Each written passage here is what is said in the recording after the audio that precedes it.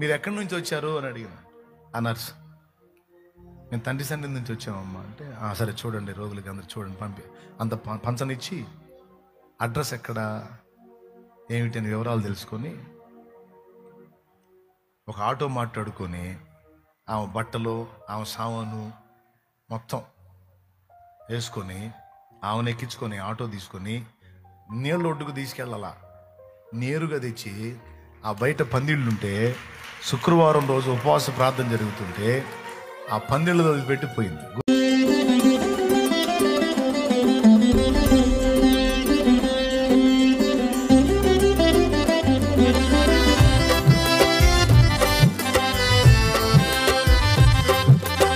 నీ ఆహారం ఆకలి కొన్నవానికి పెట్టుటయు, నీ రక్త సంబంధికి ముఖము తప్పింపకుండుటయు, దిక్కుమాలిన బేదలను నీ ఇంట చేర్చుకొనుటయు. దిక్కుమాలిన బేదలు అంటే అనాథలైన బేదలు, వాళ్ళకి ఎక్కడా లేదు అవకాశం. నువ్వు కూడా చేయొదిలేస్తే వాళ్ళు చచ్చిపోవటమే. గవర్నమెంట్ హాస్పిటల్కి చేర్చారు ఒక ముసలమ్మని. ఒక ఓల్డేజ్ హోమ్లో 15 ఏళ్ళు వంట వండి పెట్టింది ముసలాళ్ళకి. ఆమెకి ఏం జబ్బు వచ్చిందో తెలియదు, నడుం దగ్గర నుంచి కాళ్ళు పడిపోయిన చచ్చి వచ్చేసింది. ఏమన్నా చెప్పమంటారా ప్రార్థన చేయమంటారా? ప్రార్థన చేయమంటారా? ఇబ్బంది లేదుగా. అది మీరు వద్దన్న నేను చెప్తాలే, ఎందుకంటే నేను చెప్పకపోతే ఎవరు చెబుతారు? మీకు చెబుతాను. నడుంలా చచ్చి పడిపోయింది. 15 ఏళ్ళు చేసింది పాపం, పిచ్చి తల్లి. చచ్చిపడిపోతే ఇక ఆమె కూర్చున్న దగ్గరే అన్ని కార్యక్రమాలు. ఆమెకి ఎవ్వరు లేరు, పిల్లలు లేరు, భర్త చచ్చిపోయాడు, ఎవ్వరు లేరు, అనాథలు అనగానే మనకు గుర్తొచ్చేది ఫస్ట్ చిన్నపిల్లలు, అనాథలైన పిల్లలు అని. కానీ అనాథలైన వృద్ధులు ఉంటారని మీకు తెలుసా? అనాథలైన యవ్వనులు ఉంటారని మీకు తెలుసా? ఉన్నారు.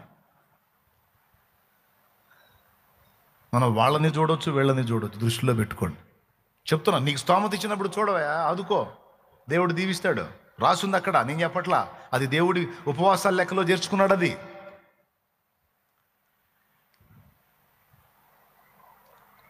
ఓల్డ్ ఏజ్ హోమ్ కాంపౌండ్కి ఒక పరదాట దిగేసి ఆ పరదా కింద నులక మంచం వేసి ఆ మంచంలో కూర్చోబెట్టారు. అక్కడే నులక మంచంలో ఆమె 1 రోజులు చేస్తే మొత్తం కింద పడిపోయేటట్టు సెట్ చేసి అక్కడే పెట్టేస్తే ఘోరమైన వరద వచ్చిందంట ఒకరోజు. అందరూ లోపల పోయి తలుపులు వేసుకున్నారు. ఏమేమి కాంపౌండ్లో ఆ పరదా కింద ఉంది. ఓ ఓ ఓ అని కేకలేస్తుంది. ఎవరు రాలా బయటికి ఆమె తీసుకెళ్ళటానికి. పిడుగులు పెళ్ళ. ఎంతైనా ఆడ మనిషి కదండి, ఆమెది ప్రాణమే కదా. ఆమె చెప్తుంటే ఏడుపు వచ్చింది, నా గుండె గడగడలు ఆడిపోయింది, ప్రాణం వెలగలు ఆడిపోయింది అయ్యా అన్న. ఇంకొకటి చెప్పనా, ఆమె మంచం ఎత్తు నీళ్లు పారుతూ ఉంటే పాములు వస్తున్నాయంట ఆ మంచం దగ్గరికి. ప్రాణాలు ఎంత అవిసిపోయి ఉంటాయి చూడండి. వెళ్ళలేదు, కాళ్ళు లేవు, చచ్చుబడిపోయినాయి, పలకరించే నాదులు లేడు, చిమ్మ చీకటి, రాత్రి మెరుపులు మెరుస్తున్నప్పుడు ఆ మెరుపుల్లో కనపడతాయి పాములు.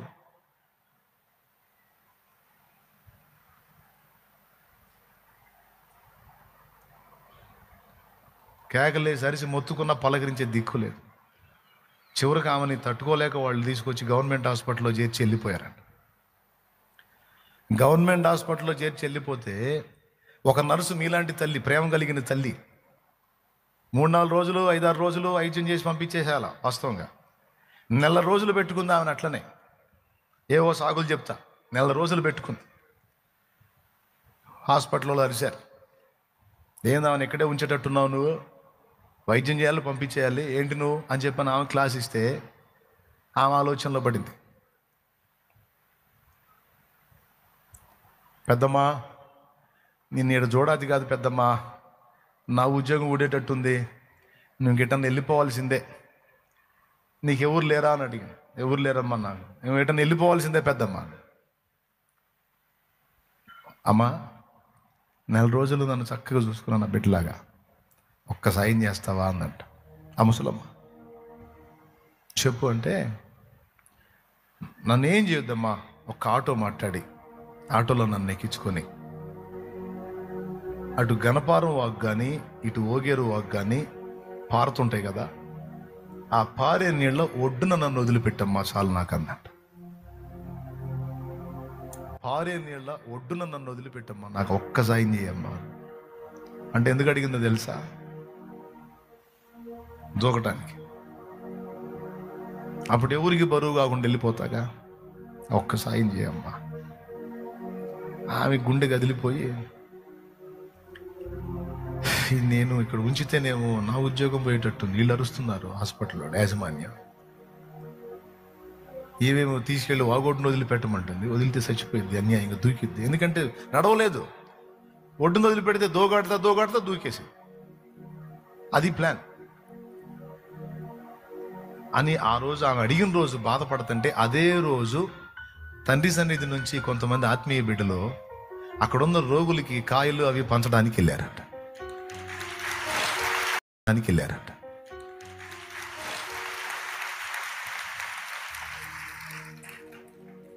పంచడానికి వెళ్తే,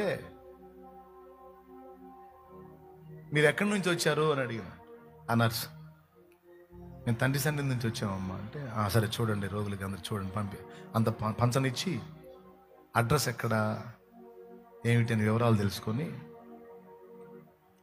ఒక ఆటో మాట్లాడుకొని ఆమె బట్టలు ఆమె సామాను మొత్తం వేసుకొని ఆమెను ఎక్కించుకొని ఆటో తీసుకొని నీళ్ళ ఒడ్డుకు తీసుకెళ్ళాలా.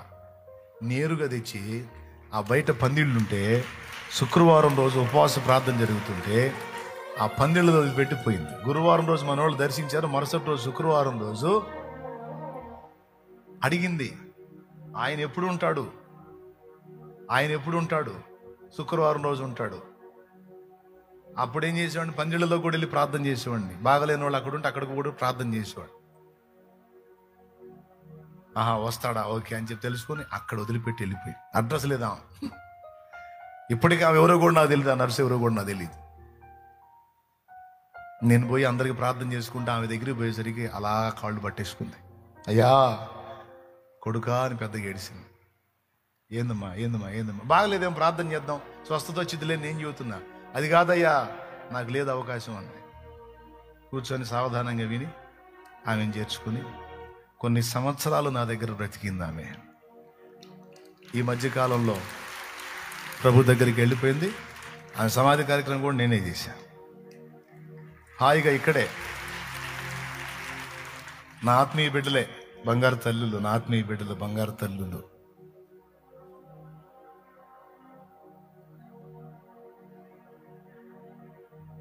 ఆమెకి ఎత్తుపోశారు. వాళ్ళ తల్లి కాదు, వాళ్ళ అవ్వ కాదు, వాళ్ళ అమ్మమ్మ కాదు, నాయనమ్మ కాదు. మా జ్యోతి చేయాలరా, ఆ తల్లికి చూడరా, అమ్మా నువ్వు చేయమ్మా, అమ్మా నువ్వు చేయరా తల్లి అంటే అసహించుకోకుండా ఇసుక్కోకుండా ఆమెకి చేశారు. సంవత్సరాలు చేశారు. అశోక్కి చేశారు, బాగలేని అశోక్కి. నేను ఎవరిని చూపిస్తే వాళ్ళకి నా ఆత్మీయ బిడ్డలు చేశారు ఉపచారం. నా తండ్రి అన్యాయస్తుడు కాదు. వాళ్ళకి తప్పకుండా తగిన దీవెన, తగిన మేలు చేస్తాడు. ఆల్రెడీ చేసే ఉన్నాడు.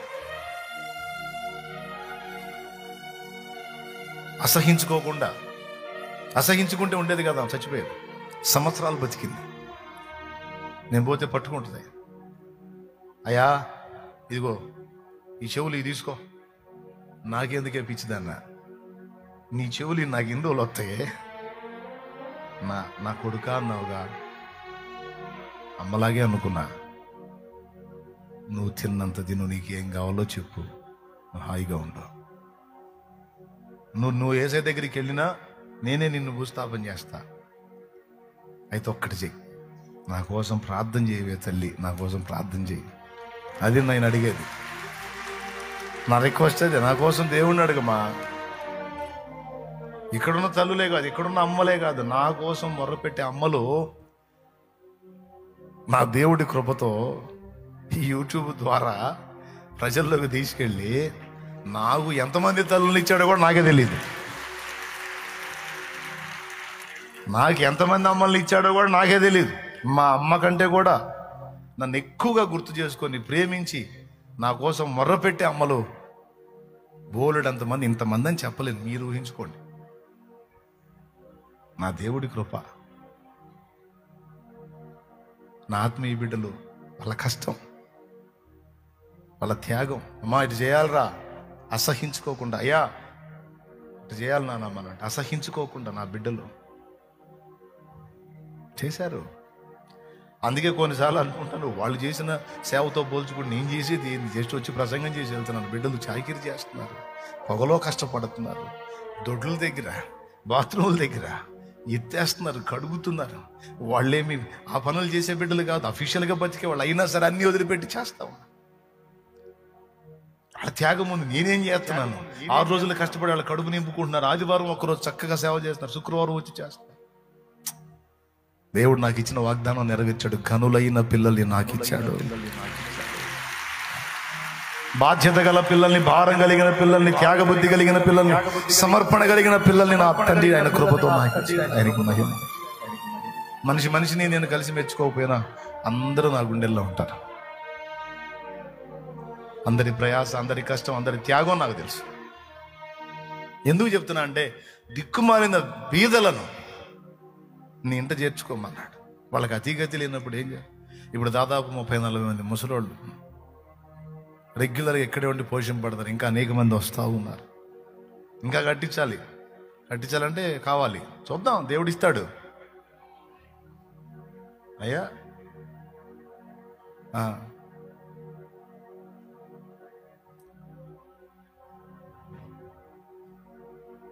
అశోకు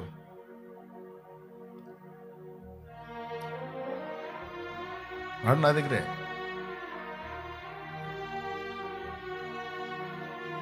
వాడి కోరిక ఏం తెలుసా? నేను కనపడ్డప్పుడల్లా కూర్చోబెట్టుకుంటాడు, పాడు అంటాడు.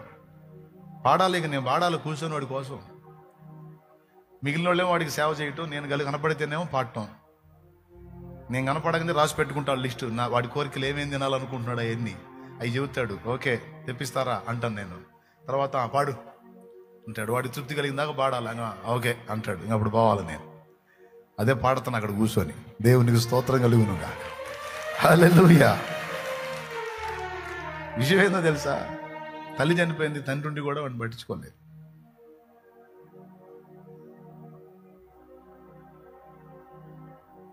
నా దేవుని కృప బిడ్డలారా, నాకు అవకాశం ఉన్న పరిధిలో, నాకు ఉన్న ఆర్థిక స్థితిలో నేను చేయదగ్గది నేను చేస్తున్నా, ఇంకా చేస్తాను. నా దేవుడు స్తోమత ఇస్తే, నా దేవుడు నా పిడికిళ్ళు నింపితే 30-40 మందిని కాదు, 100 మందిని బతికించుకోవాలి. 100 మందికి అన్నం పెట్టుకోవాలి. 1000 మంది తల్లులకి ఆదరణ ఇవ్వాలి. 1000 మంది తల్లుల్ని పోషించుకోవాలని ఆశ ఉంది నాకు. నాకున్న స్తోమతలో, నాకున్న శక్తిలో నేను చేస్తా ఉన్నాను. దేవుడు నాకేమీ అన్యాయం చేయటల్లా. దేవుడు నా చేతిని నింపుతానే ఉన్నాడు, ఆయన పని జరిగిస్తానే ఉన్నాడు. నాకున్న కృపలో చేసుకుంటూ వెళ్తున్నా. నాకు ఇంకా చేస్తానన్న విశ్వాసం కూడా ఉంది. ఇంకా చేపిస్తాడు నా తండ్రి ఆయన కృపతో. ఆమేన్. ఇలాగ మనం చేస్తే నీ ఆహారము పేదలకిచ్చి, నీ ఆహారం ఆకలి కొన్న వానికి ఇచ్చి, నీ రక్త సంబంధికి నీ ముఖం చాటు చేయకుండా, దిక్కుమాలిన పేదల్ని నీ ఇంట చేర్చుకొని, వస్త్రహీనుడికి వస్త్రం ఇచ్చి,